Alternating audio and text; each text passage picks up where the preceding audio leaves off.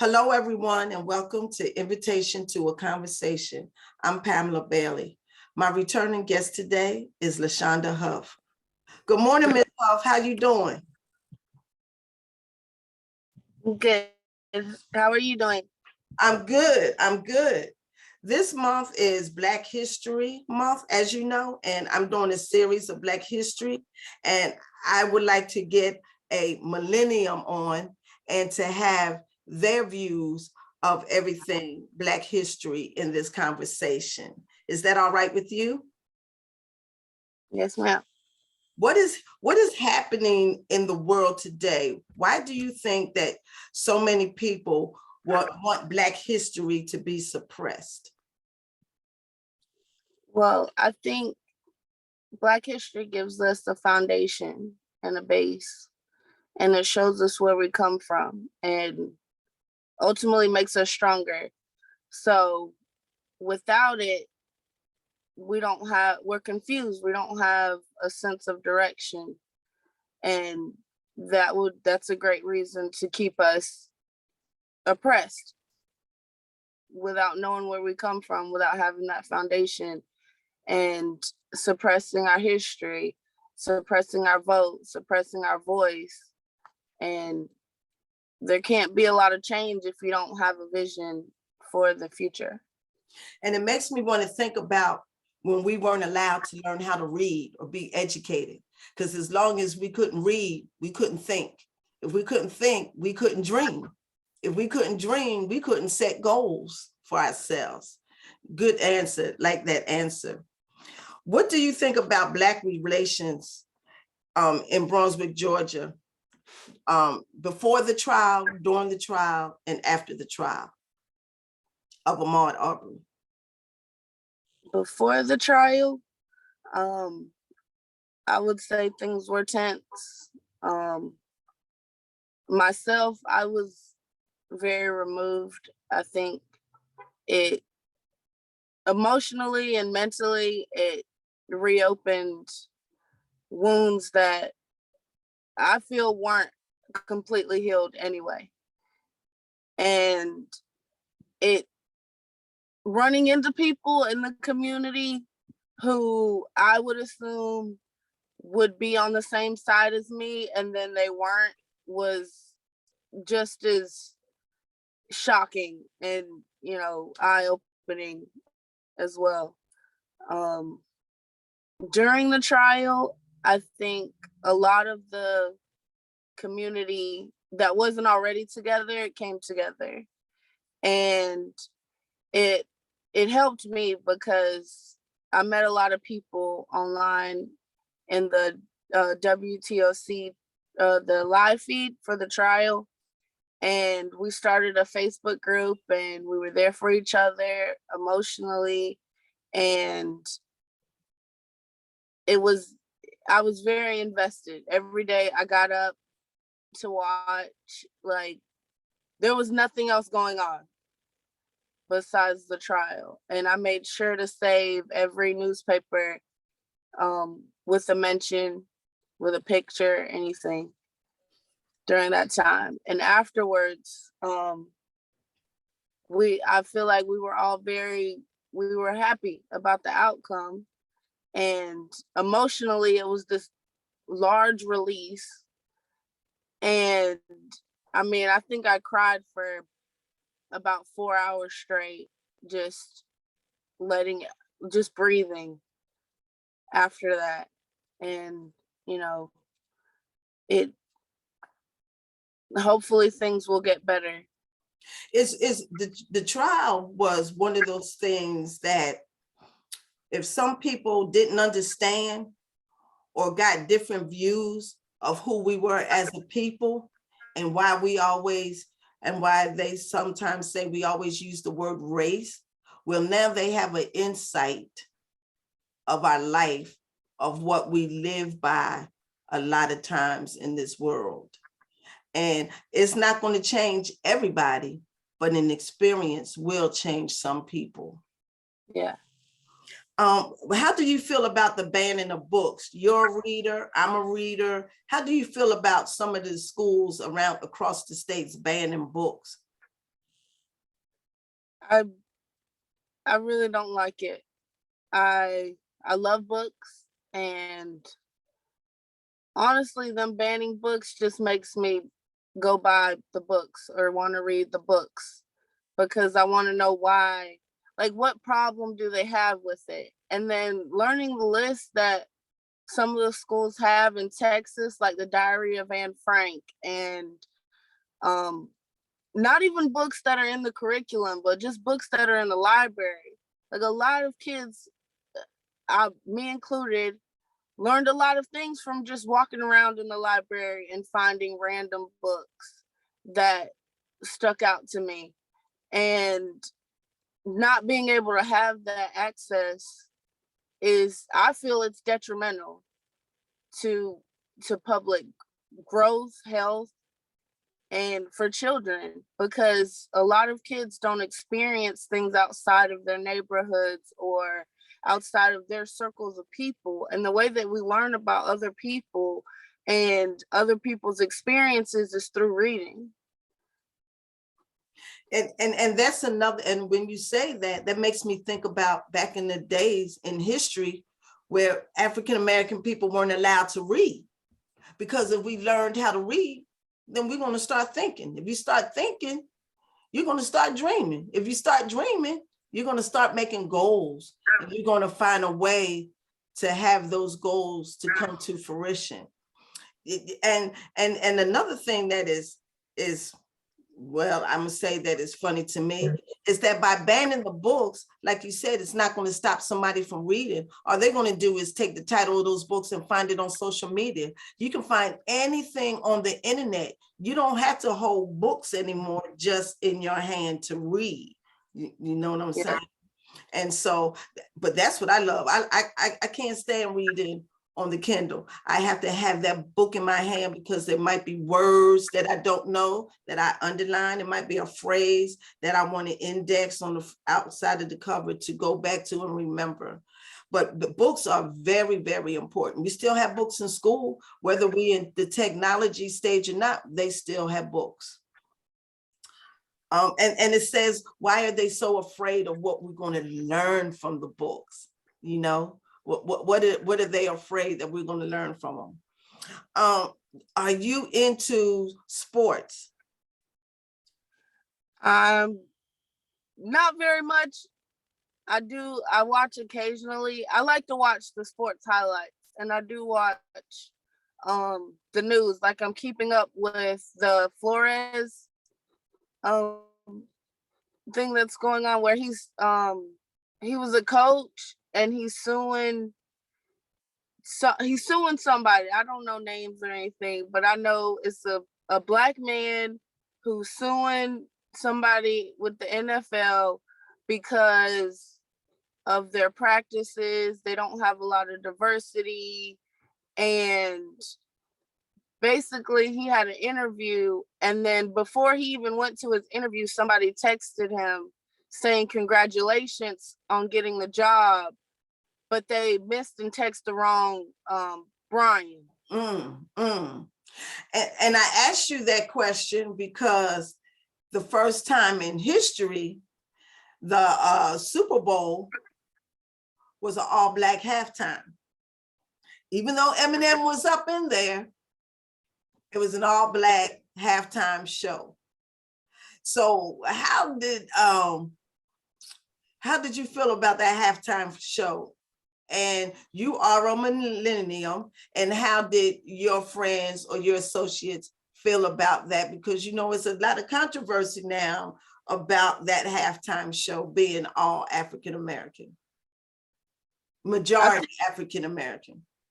Yeah, I think, well, Eminem's been an outcast for them for a long time, so he's in the right place. But but I think we loved it. I haven't heard a millennial that's black. I haven't heard a black millennial say they didn't love it. And most of my non-black friends, they loved it. I think it's important for us to have representation. It's important for us to have diversity in all areas. And hearing what people were saying and how they think, like, oh, we're not going to watch it, that all they talk about is this and that. But whether it's Black music or whatever type of music you listen to, all music touches all aspects of society. It's not unique just to Black people. We might use different words than some people, or different phrases that are unique to our communities.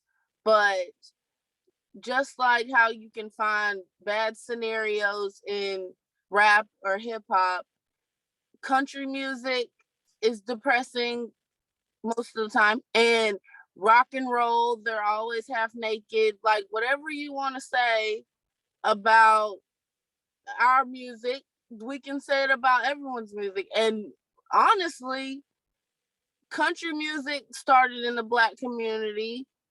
You know, we have jazz, blues, R&B, hip hop, rap, country, all of these things. And for people now to make that distinction, like, now country music is just for white people, but it's not. And I've had so many arguments about it, like, oh, we don't want to watch it, we're not going to watch it.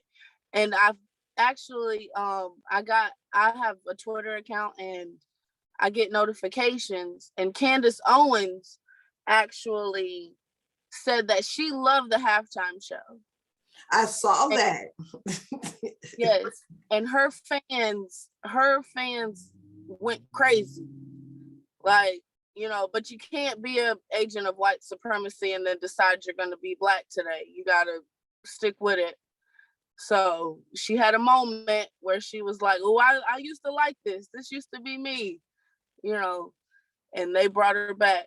So country music talks about love, relationships most of the time, you know, heartbreaks, falling in love. Rock and roll talks about drinking, getting high, how you feel while you're up there, you know. Rap and hip hop music tells about the everyday life, the struggle, the process, the gratification of getting somewhere, of how to get it there, and how life was prior to them getting there. That's why Tupac music was so relevant during those times, and a lot of other music, and rhythm and blues, you know, or soul music. It talks about love and soul, you know, within our community. For you to be a millennium, I want to ask you about integration and segregation. What is your thoughts about, when you think about integration, how do you feel about us being integrated? And what's your thought about it when we were segregated? Tell me about how you feel about those two, and how you think we would have been if we were never integrated. I think I'm not necessarily for integration. I feel like there's things that Black people should have just for Black people, as far as, you know, education. I think that we should have our own schools. I think that we should have, you know, things that just pertain to us, because that have us as the focus. But I feel like at that time that integration was important, because if we wouldn't have been integrated, then white people wouldn't have been exposed to Black people, and things wouldn't have been able to change the way that they did. But as far as the policy itself, I think that it would have been more important for us to be financially equal with equity, instead of just mixing, just, you know, integrating the schools and things like that. Because without the money, you know, I think that with the money we would have been better off as a people, because we would have been able to build more. And that's why I say that the integration was important, because when we were segregated, we still had money. The Black community always has money. We're always spending money. We spend the most out of every group. But when we build alone, we're vulnerable to white rage or jealousy. And without being integrated into in the government, in places of authority, we can't get any type of protection, like with Rosewood or with Black Wall Street and Move and all of these things that we built, but we didn't have white allies, or we didn't have, you know, a standing. We just all stuck together. And that's something that I hope for. Like, I would have loved to grow up in that time. Like, I think about that all the time. Like, where, you know, how the people felt who were born during that time and who died during that time before it was destroyed. You know, what their lives were like and the wealth that they built. And, but, you know, I feel like hindsight's 2020, you know, and in the midst of it, I think most Black people think about protection more. We want to. Are you familiar with a map? Are you familiar with a map that shows all the cities and states across, that shows that were burnt down and destroyed because they were Black community? Like you mentioned, Seneca Valley, Tulsa, Oklahoma, Rosewood, and there's so many more. And when I read up on it, the Black community was thriving. We had multiple churches, we had cleaners, we had restaurants, we had nightclubs, we had movie theaters. And so, like you said, we were thriving. That railroad track separated us. We knew this was our side, you knew this was our side. But once integration came, we didn't have that money power to rebuild. You know, I often heard, I don't know if you heard this or not, I often heard when Black people wanted to build certain businesses, and we said, and when we were asked who was our targeted audience, and we said African Americans, I was heard and I was told that we can't just target African Americans. We have to target white people. But there are many white businesses that don't target African Americans. So why is it two-sided like that? Why is it all right for white people to have businesses and organizations that exclude us, but we can't exclude them? Yes, I think, and I don't think that's fair. I don't think it's fair, because just like for me, mentally, I processed it like how Native Americans and Indigenous people, they have their own separations. They have schools on their reservations for their children to learn their culture, to learn, you know, where they came from. Asian Americans, they'll send their kids back to the Asian country that they came from, so they can pick up on the language, or so they can have a sense of the culture.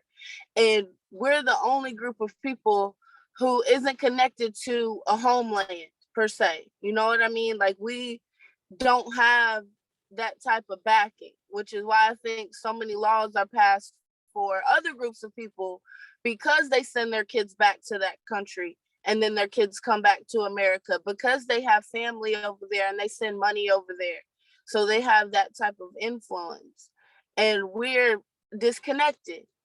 And I think as a people, we have to come together that way, even if it's just, you know, homeschooling, supplementing any type of extra education that we can give our kids to teach them, because the people that are growing up or the people that are oppressing us now, they don't want our kids to grow up to be stronger mentally or, power wise. Like, they're teaching their kids how to grow up and be politicians. They're making sure their children are in places where they have generational wealth and they have that knowledge. Like, they know our knowledge. They know, some white people know more than what we know about ourselves. And because knowing is a way to keep us from being up here. They want to keep us down here. And I just, like, education's important. I feel like whatever banned books there are out there, go read them. I actually shared a banned book on my page. Like, I found a free link through a library and I shared it as many places as I could, because we're not holding us down, And our children, our children, even if those books aren't in their school library, we still have a public library and we still have social media, Yeah. and social media, you can download a book for free, or you can get them for $1, Amazon. And that's very good. I often think about, I always think about integration and segregation and how we would be if we weren't integrated. How far ahead would we have been, or would our resources, will we still lack those resources and still struggle even though we're segregated? You know what I'm saying? Will we still be available to have those resources to help build after a storm or after the economy falls? Right. Because I do think, that Martin Luther King thought, he said that after a while, he hopes he did not send his people into a burning house, because of all the trouble that we got into, because they keep raising the playing field. We get this far, they raise it again. We get here, they raise it again. Like, we're never going to catch up. It's no way possible that we're going to catch up. What does Black History Month means to you, and do you have any traditions? Well, Black History Month, to me, I honestly, every month is Black History Month. Yeah. For me. Whatever information I'm finding about Black people, if it's January, February, March, April, whatever, I'm sharing it. A tradition that I do have, that I did last year, was sharing something about Black history every day for the month. That most of the things I share are things that I might not have known. And so I'll share them around because, I want everyone to know. And, but I've been slacking a little this month. I think I've been doing pretty good, but it hasn't been every day. But I try to share as much as I can whenever I can, because I think it's important. And then it doesn't have to be recent. It can be something from today. It can be something from Africa, from Haiti, from wherever. Like, if you're this color, like, I'm sharing it. It doesn't matter. Right. And I think that we're not the only one that's reading your messages on Facebook. Other races are reading it also. And God said that wisdom learned is not any good if you don't share it, or keep it to yourself. It's only good if you share it with others. Yeah. And so McDonald's has the best slogan. Black history is 365 days, a year. That used to be their slogan. I haven't heard it lately about that. And so, thank you, Ms. Huff, for coming on this morning, taking your time out and sharing with me. One last question. Being a millennium, where do you think the future of Black America is going? Well, right now, I think we're moving in a good direction. I'm still optimistic. I think a lot of us during the pandemic, we had time to recenter, refocus, and a lot of people are doing gardening and or foraging, um, supporting Black businesses, finding ways to save money, and getting a general knowledge and getting more information. And I think that moving the way that we're moving, I feel is a good flow for the Black community. And as long as we just can't leave our kids behind. You know, while we move, we gotta educate our children at the same time. So when they get older, then they have that knowledge. And it won't be as a culture shock finding something out when you're 19 that you think you should have known when you were 10, or that you should have known when you were 10. Because I feel like people don't give kids they don't give them the benefit of the doubt. Like, kids are sponges. And when they learn a little bit about something, they want to know more. And we just have to give them more, you know? That's good. What advice or wisdom would you like to leave today?